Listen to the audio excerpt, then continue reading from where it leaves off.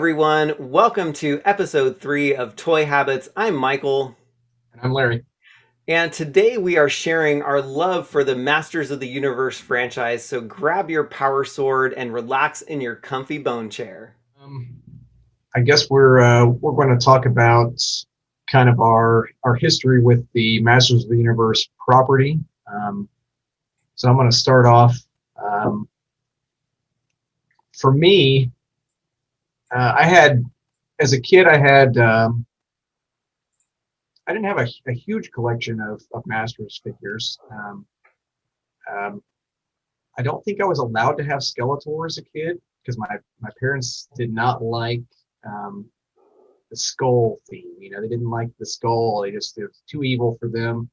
So I had Trapjaw. I think he was the first figure I got, and I loved him. I probably had maybe 10 to 15 figures. I had Gray Skull. I don't think I had any of the other vehicles. I believe I had Screech, but I don't think I had Zoar. But so not a huge collection or anything. And I don't. I remember playing with the Masters figures for I don't know 2 or 3 years maybe. And then kind of just outgrowing it, I guess, or maybe my mom just told me I was outgrowing it or whatever. They got tired of buying them maybe, and I think we sold them in a garage sale. I just remember at one point they were just gone. It's like I don't. What happens when you're a kid? It's like, well, I don't know. We lost those toys. They got left out in the rain or whatever happens to them. Right, right. But and then I think I would see stuff off and on, just randomly throughout the 90s, and then I think with the with as the internet kind of became a bigger thing, you start seeing like message boards and He-Man.org and all that stuff, and I kind of started um, following all that. And then of course when the 2000X line came out and the new cartoon, kind of got into all that, ran around trying to find the figures at Walmart. I'd be in there at 11 o'clock at night looking at cases of toys on the pallets, and I was able to collect. I think I got almost everything from that line, and it was good. I didn't like the figures as much as the vintage, of course. The posing, with the action features and stuff wasn't quite as cool, but I still Masters on those toy shelves, and that was cool to see again. So, and then there was kind of the lull, and then the classics figures, of course. Man, that was a great line.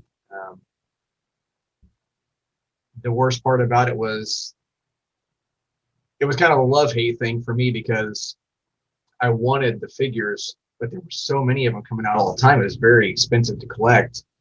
And I had all of them until trying to think about where I stopped. I think at some point, I just decided that the line had become too expensive, and we had some stuff going on. I ended up selling my entire classics collection, and one of those times of regret, where but you got to do what you got to do sometimes. So sold them off, and a few years later decided maybe I'll get one or two, right? I'll just get one or two classics figures just to put on my desk. And then, now I've got, I don't know, I think I'm back up to 20, 25 figures, and there's another 25 on my list of wants, but we'll see if I ever bite the bullet and actually start knocking those off the list and adding them to the shelf.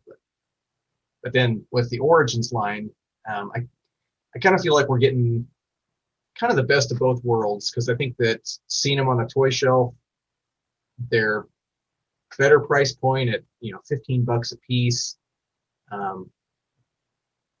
and you've got the posability from classics, or most of it, but you've got those kind of vintage sculpts, and it's a really, really fun line. It makes me feel like I'm collecting the line from when I was a kid. I think that's really cool. You want to talk about kind of your history? Yeah, so yeah, I this is gonna go way back, but when I was 8, so I used to go into Toys R Us. I would see the Masters of the Universe line on the pegs, but I really didn't know a ton about them. And so, I basically passed them up until the cartoon came out. And I fell in love with the cartoon, and I begged my parents to go to Toys R Us and get me these figures because now I knew a little bit of story on them. And I think that was like TV really helps me with Okay. relating to the toys. Mhm. So, I basically had, I had Beastman. So it's not the Origins one. This is the original one. And mine never looked Yeah. great. I would love to collect a very mint one, but those are very expensive. But yeah, I had Right. Beastman, Skeletor, Trapjaw, Triclops, Man at Arms, He-Man, and Stratos are the ones that I remember. And I mostly had construction sets as a kid. So I didn't have a ton of action figures. I did have some Star Wars figures, but I had like Lincoln Logs and Legos, and it wasn't until the cartoon that I really started collecting these figures. And I remember one holiday season, just getting a ton of figures and vehicles, and of course, That's the I got best, isn't it? it. It was amazing. Like I was looking. I saw my parents recently. I was trying to look through this old picture albums to see if I had any photos of those, and I didn't. Right. And they that year, it's like imprinted in my mind of No. just like that I've is got a year like that of GI Joe stuff where I can remember just so much stuff in one holiday season or one year with birthday and Christmas or whatever. oh, it's amazing. But yeah, so with all that, I had Castle Grayskull, and I really didn't know who was supposed to inhabit Castle Grayskull, and I don't know if just some of the storyline as a kid just never really sunk in. But it wasn't until Snake Mountain came out that I was like, oh, all right, I guess the good guys and gals get Castle Grayskull, and Skeletor and his henchmen live in Snake Mountain. But I didn't own a Snake Mountain. My friend did, and so when we would come together, he would have all these figures and playsets that I didn't have. So he had Faker, Clawful, some of the other. Yeah, I think he had Zodak as well. And so when we would get together, we would have some like all-out war with a ton of figures warring between and within Castle Grayskull and Snake Mountain. That was really fun. But I think my favorite vehicle from that original line was the Battle Ram. So, it was cool because it could cart figures around, and it was, I think I was really into like Hot Wheels and motorcycles and cars at that point. So it was just really cool to have like a little transport system. But the coolest part was it detached, and you're able to fly the sky sled around, and you're also able to shoot a projectile out of the battle ram, which was really cool. Oh So yeah. I really like that a lot. um, I don't remember watching the She-Ra cartoons, but I did binge watch them last year, and I actually absolutely love the She-Ra series. I actually might love it more than the He-Man cartoons, which is probably very controversial, but I think in my adult years, I gravitated more towards the She-Ra cartoons. To be Sure. honest, I totally missed the New Adventures line. I was 15 at the time and just not into toys, or just collecting. But um, flash forward to 2002 when that animated series came out.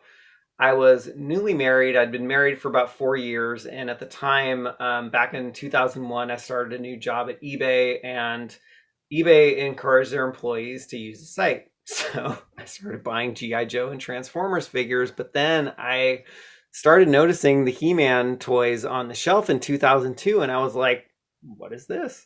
It's like kind of like kind of like you did. Yep. And I had the Cartoon Network at the time. Absolutely loved the cartoon. I actually wish that didn't get canceled, because it was just so good. And it just kind of brought me back and just sucked me right back into the property, which I can relate to your buying and reselling your Masters of the Universe Classics figures because I've done that twice in my lifetime over the line. So yes, there were way too many figures. They were all cool, very expensive, but I have a habit of binge collecting stuff. And so I binge collected the classics line once, had it for a year, sold it, and then about 4 or 5 years later, I was like, I need all of these back. So I bought them all again, binge collected again, resold them. And now I am actually on my, you can see them in the background here. I'm on my third go around with the classics line. So I binge collected again, and now I am selling a lot of them, but just keeping the essentials right now. So yeah, that's been my tumultuous but lovely history with the Masters of the Universe property. It's so funny that it's something that's stuck with us like this. Just I mean, if you think about kind of following a property for 35, 40 years, it's crazy. Just to kind of I don't know, just to have that much history with something. It's a fun feeling. Yeah, it And totally and is. my kids like it. It's my son wants to come in and take all the stuff down, and I I keep bet. explaining to him, Ninjor doesn't have to be a bad guy. If you don't want him to be a bad guy, it's your world. You're the one playing with him. You make up whatever you want. That's funny. No, that's great. Yeah, my kids are a lot older, and so all of this stuff it's like, all right, cool, Dad, great. You do your thing.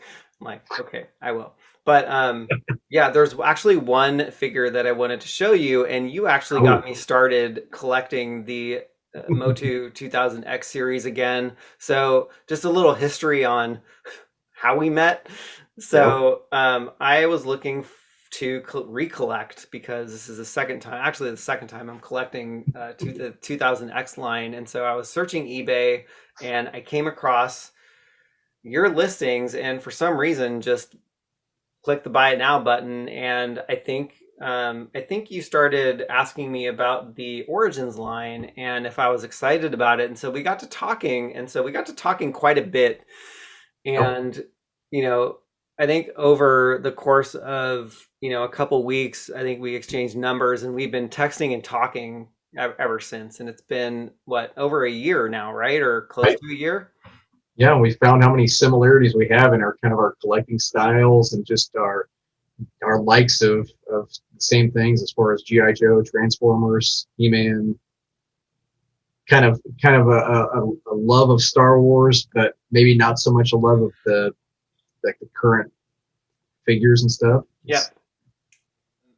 My display is interesting. So I have shelves right now that are dedicated to various toy lines. I have my mask shelf, I have a Transformers shelf, and I have a Masters of the Universe shelf. And so what I've done with that is I've put my original Masters of the Universe figures that I have, the bulky, stocky figures that we love Yep. from the 80s, and I've put them.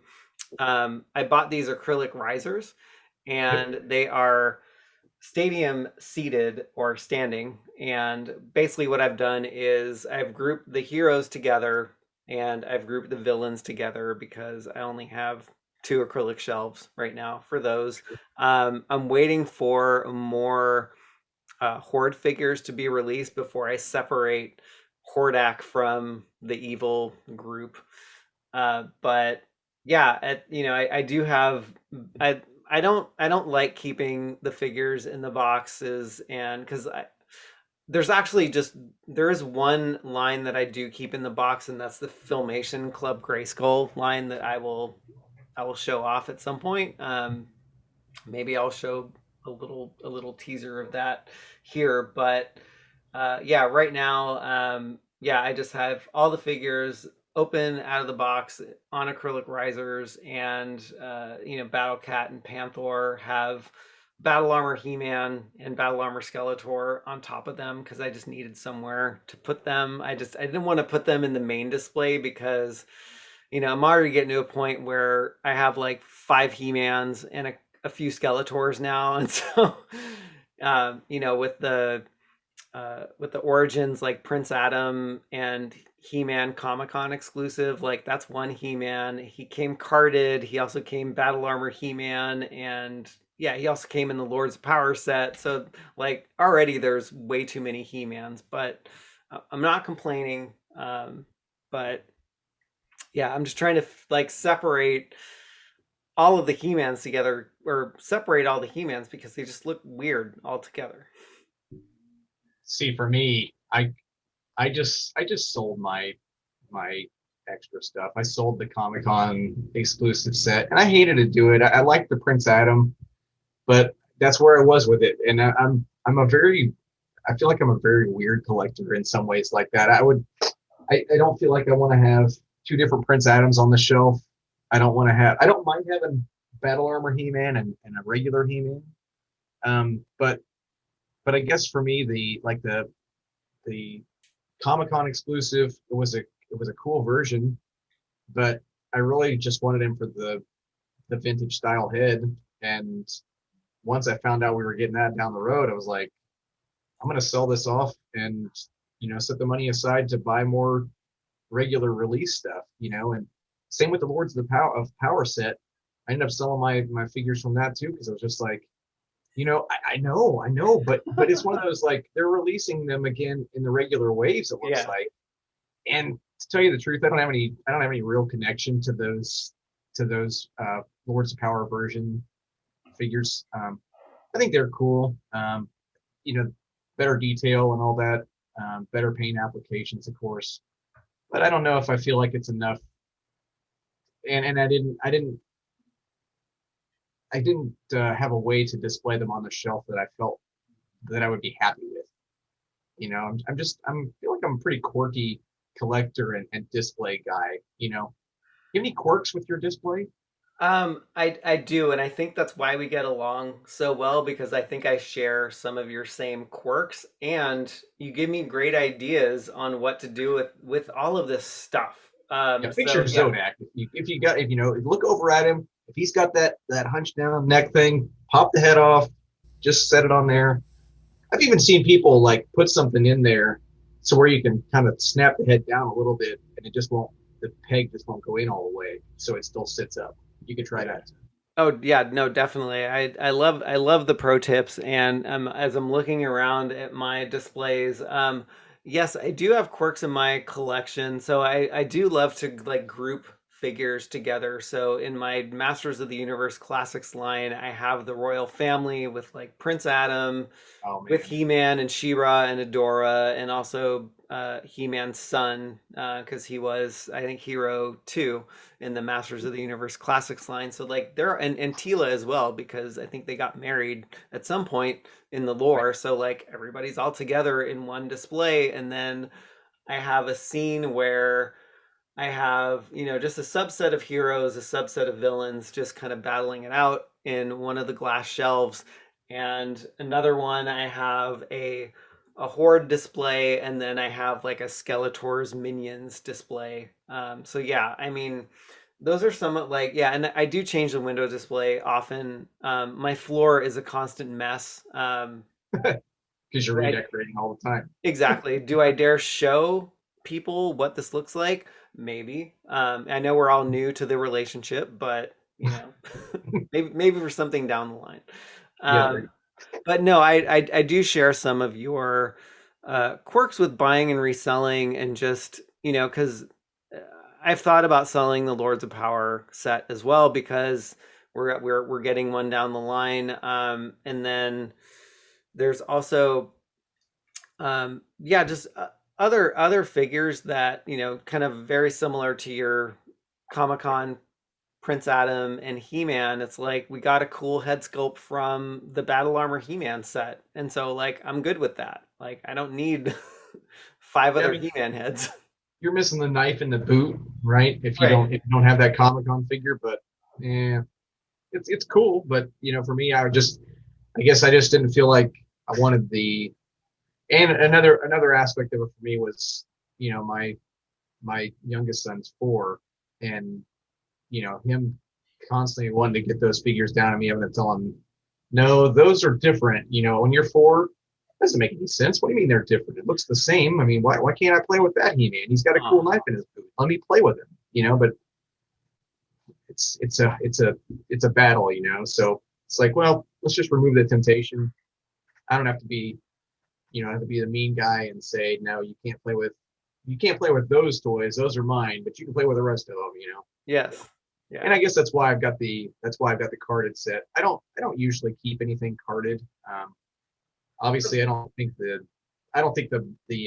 value is going to be anything down the road necessarily. I mean, you know, I think they'll be fine, but it's not like I'm keeping them because I figure they're going to be $200 or $300 a piece or something in 10 years. But Yeah. But it but I looks do like amazing. how they look on the cards. Oh, I think yeah. they look great. I think it's so cool to have that same look from the '80s. All right, and speaking of the '80s, where the Masters of the Universe line began, this wraps up our trip down memory lane. Let us know your favorite memory of the Masters of the Universe line in the comments below. All right. And we're going to take you out with some images from yesteryear, and we hope to see you next week. I'm Larry. And I'm Michael, and thanks for watching.